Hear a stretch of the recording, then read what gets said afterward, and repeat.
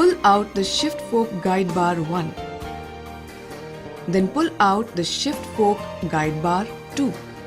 Separate the shift forks from shift drum assembly and remove the shift drum assembly. Remove the shift fork R.